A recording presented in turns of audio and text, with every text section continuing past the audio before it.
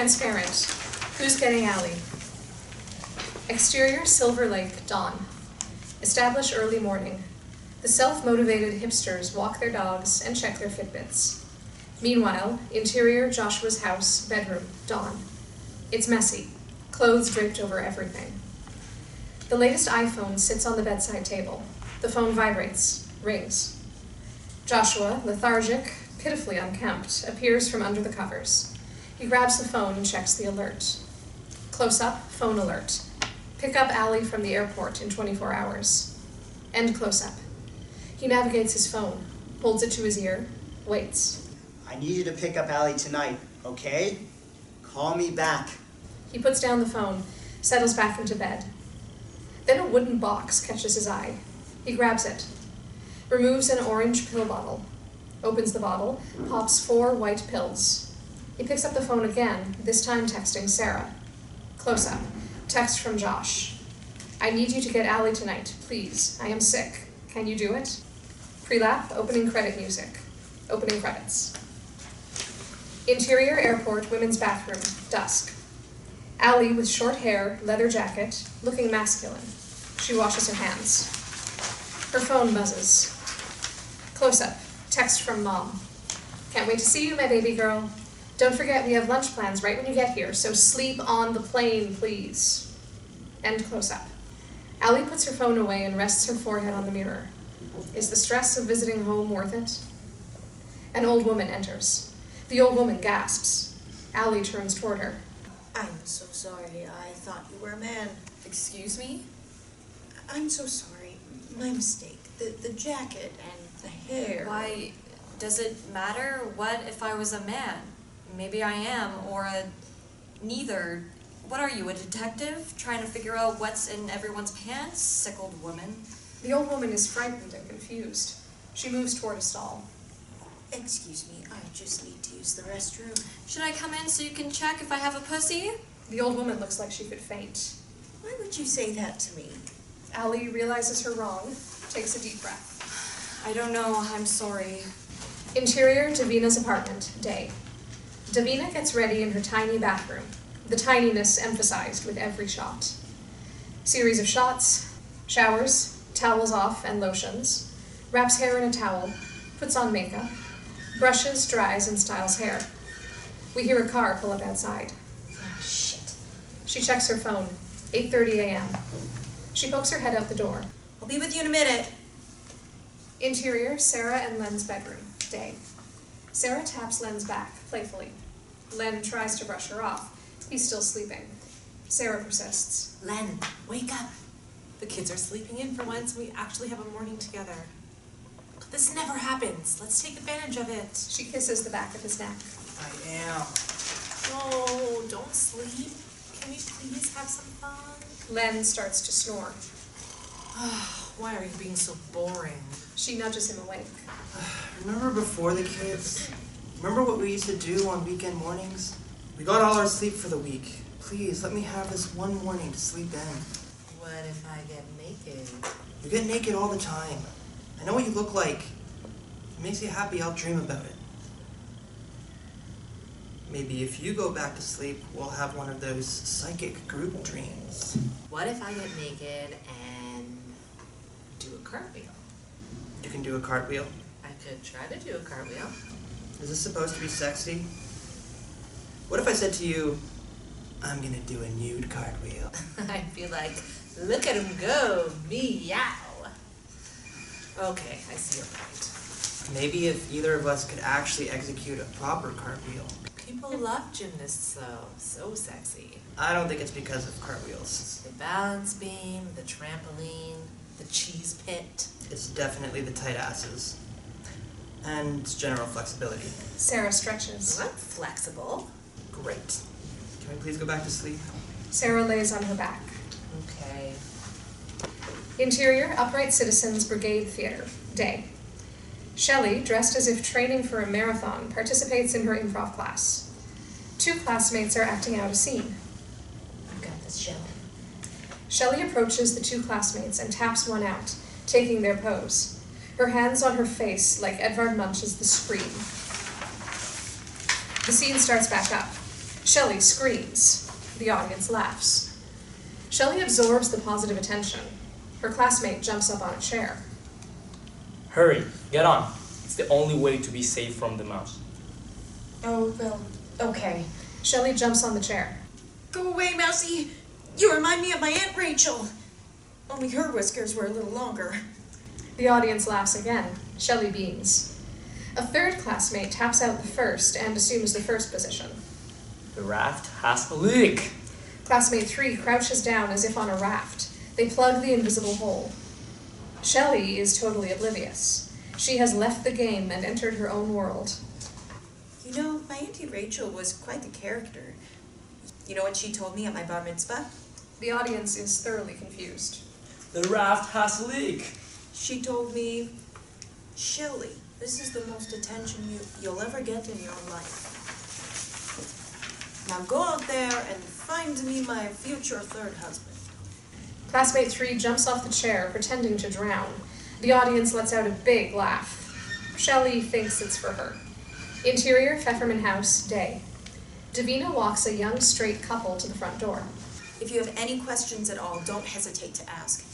For the time being, I live right downstairs, so I'm usually available for more showings. Thank you, ma'am. We'll let you know. Beautiful property. Why don't you live in your house? Oh, it isn't mine. It's my friend's, but she moved to San Francisco. I get to play realtor a little to help her rent it out. So, you won't be there when we move in, though?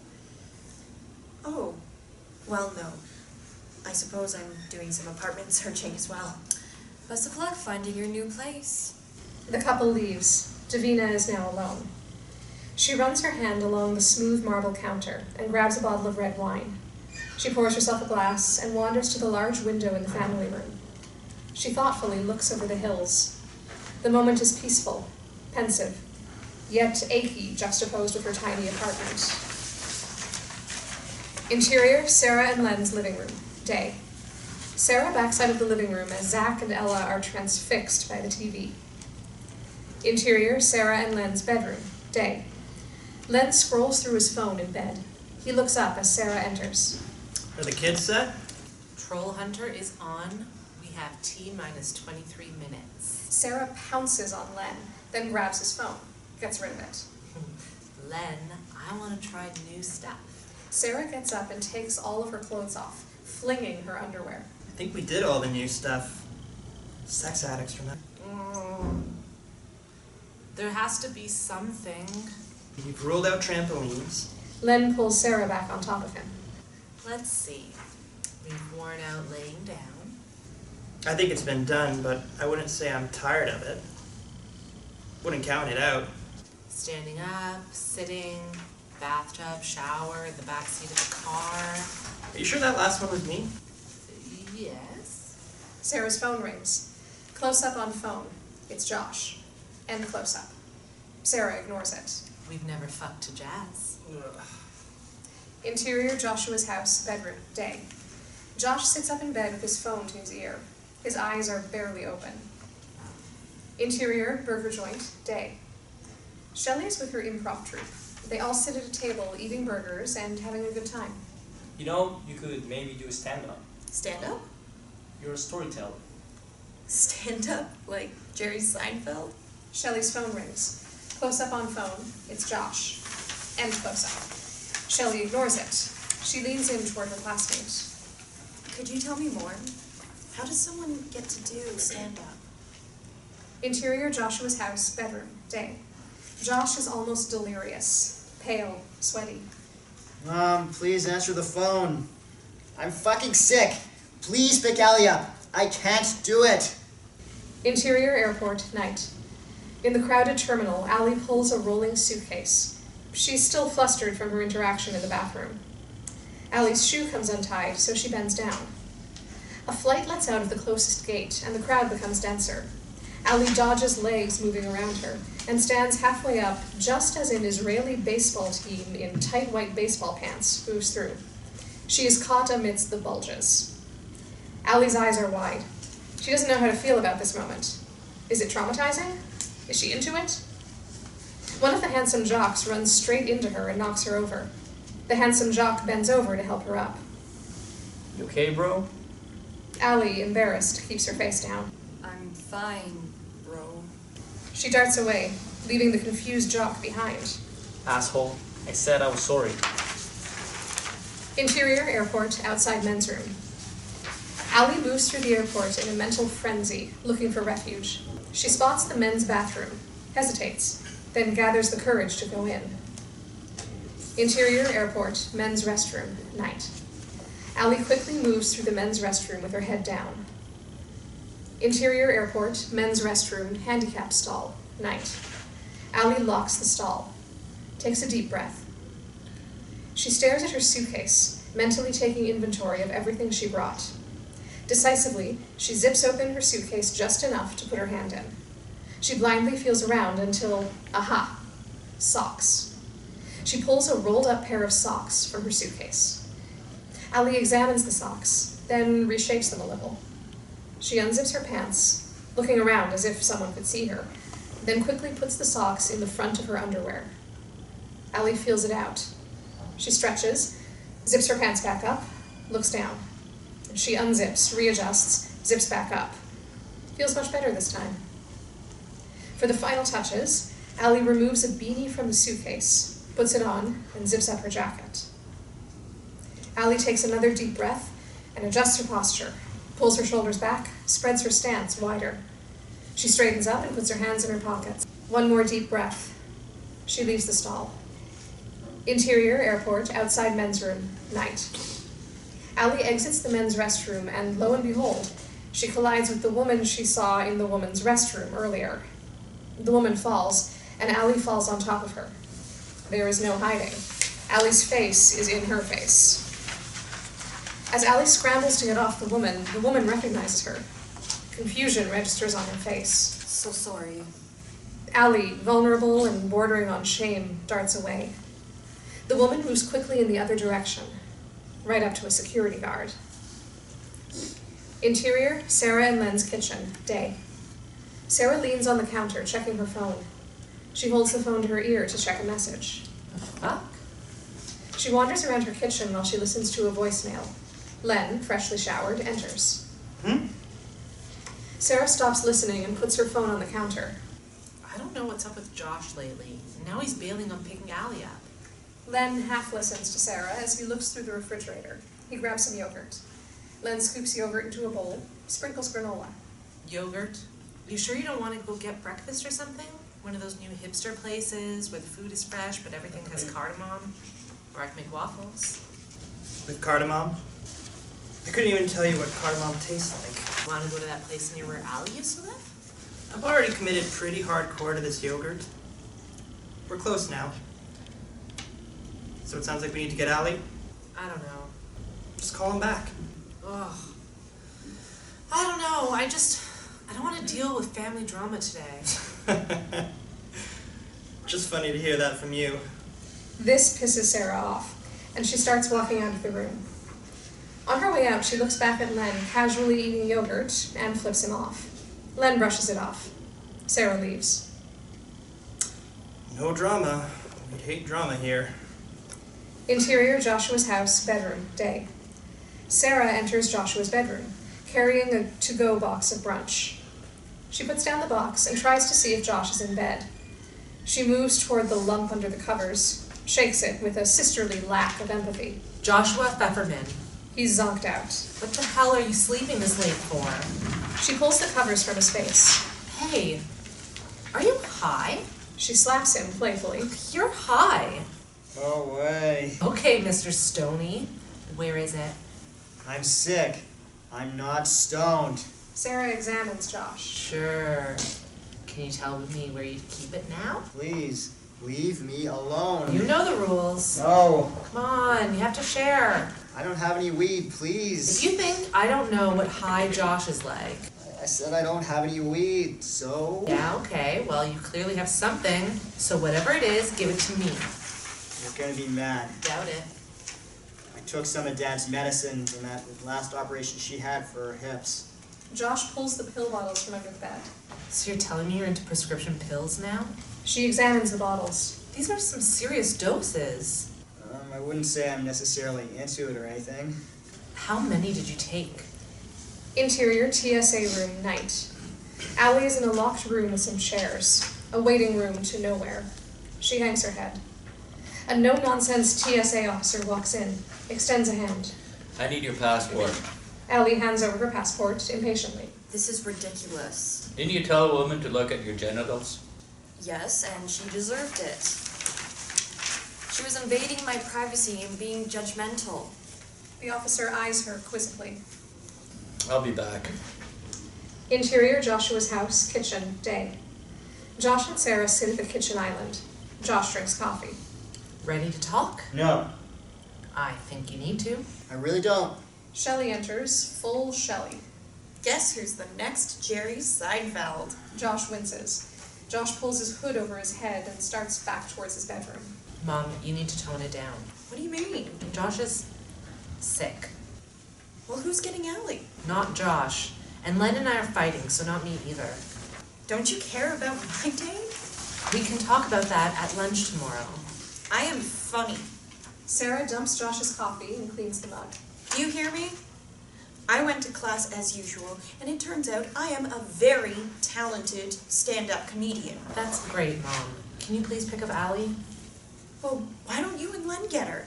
I have to prepare for open mic tonight. You can do that in the car on the way to get Allie. You and Len can make up on the way to get Allie. Are you a lesbian again? Mom, What? You know I don't judge. this is private, and I'm not cheating. With you two, you never know if it's cheating or just another fantasy game. You mean an open relationship? We're not doing that anymore. This family and their sexual explorations didn't get that gene from me. Since when are you so repressed? Can't you just pick her up? I hear LAX has gotten better Where the hell did you hear that? in the magazines.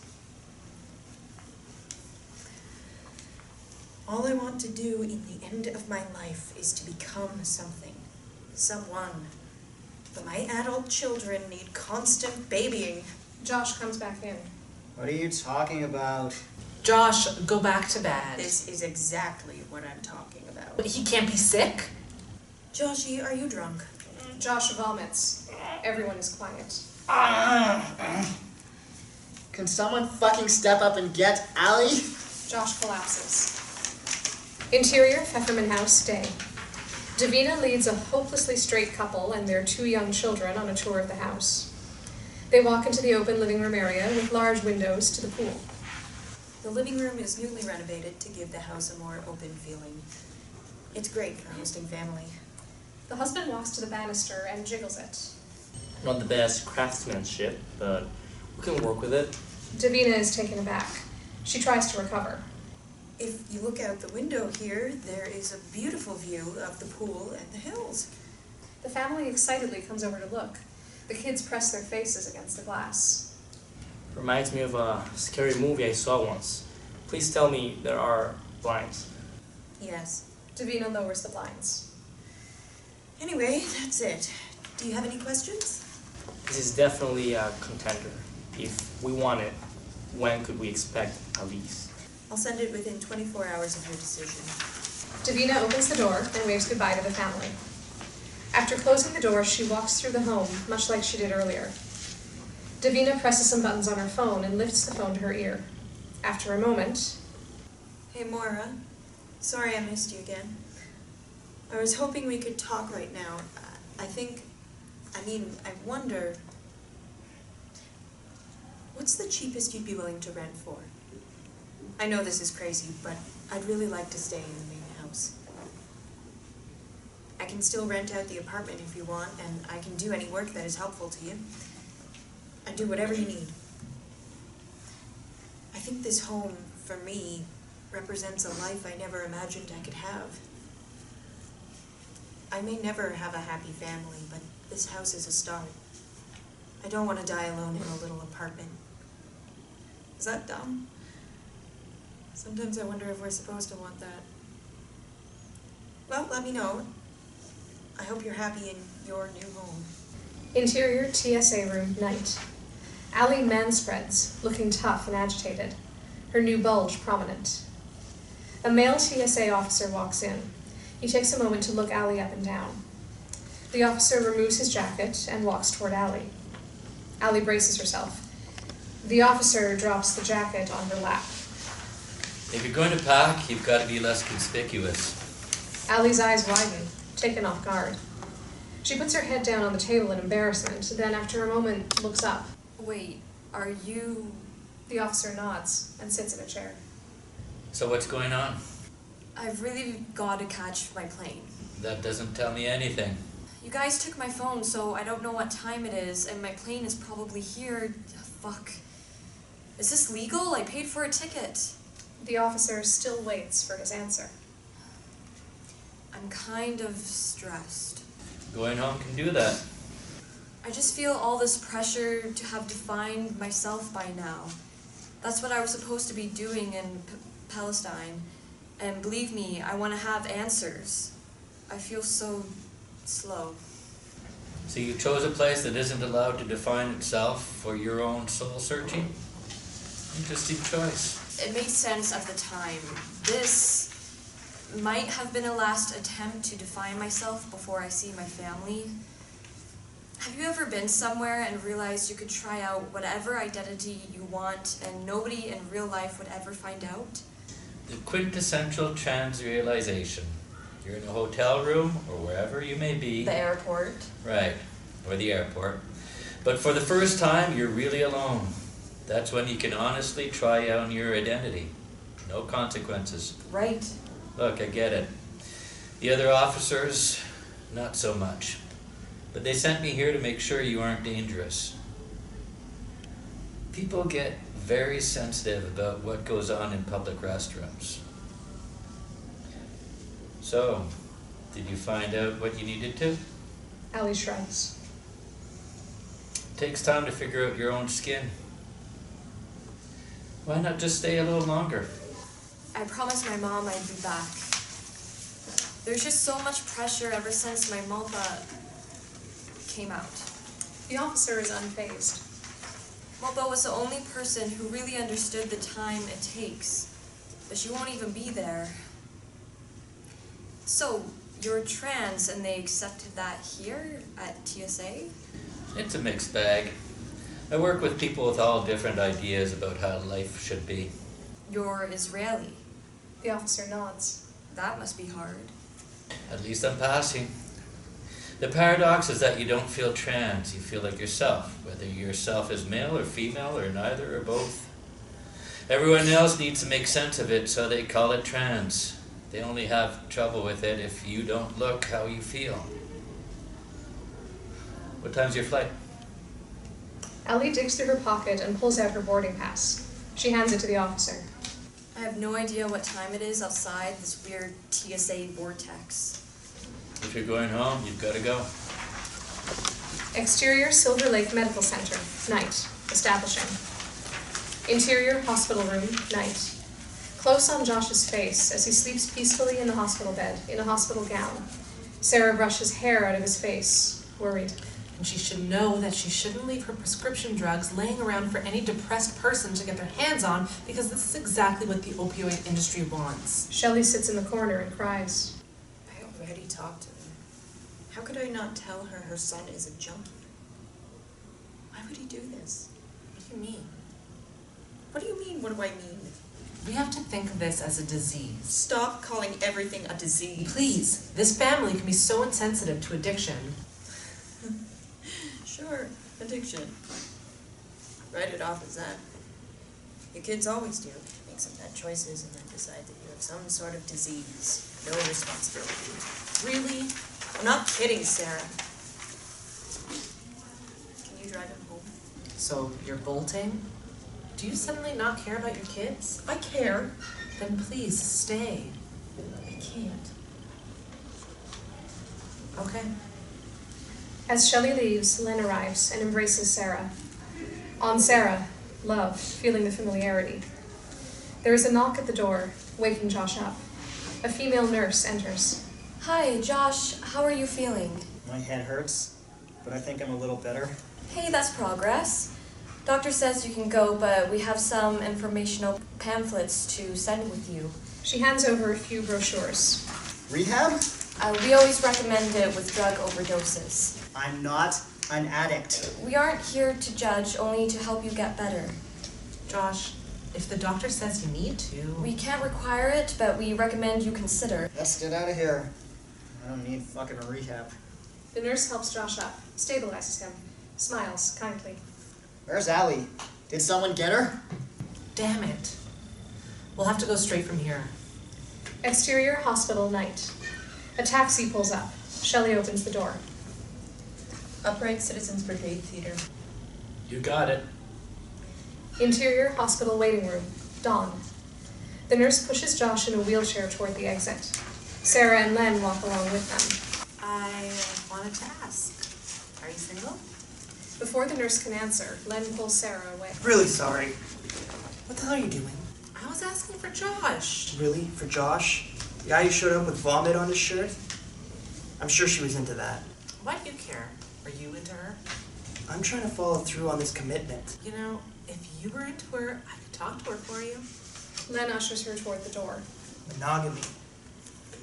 Interior, exterior, Len's car. Dawn. Len drives with Sarah in the passenger seat. She should have flown into Burbank. It's like $100 more. It's worth it. Increases the life expectancy of her caring family that she expects to pick her up. Oh, it's just what you do. You pick up your family from LAX even though it makes no sense. Why can't she Uber? Josh is in back, resting his eyes. Sarah turns up some top 40 music. Can you please turn it back down? My head is fucking killing me! Please turn that shit down! God, fine. I didn't hear you. She turns down the music, and Josh closes his eyes again. Sarah gets on her phone, scrolls through social media, not really looking. You think Allie will be transformed or whatever she was trying to do? Sarah keeps her attention on her phone.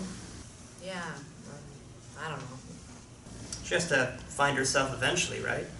Sarah turns toward him. Allie can take as much time as she wants to see if she's a they or trans or whatever. Good thing Mommy Mora has deep pockets so she can spend her whole life treading water. Excuse me? I thought you were being Mr. Family Man to the rescue, but I guess you're still an asshole. Sarah turns away from him. The car is silent for a moment. Just trying to connect with you. Exterior, LAX arrivals. Dawn. Len's car pulls up. Interior, Len's car. Dawn. All eyes are peeled for Allie.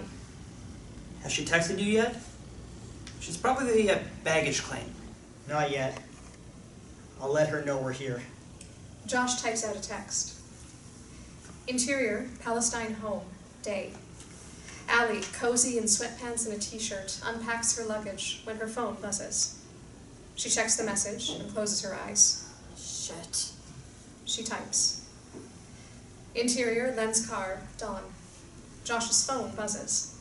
As he reads the message, his face drops. She isn't fucking coming. Fade to black. The end.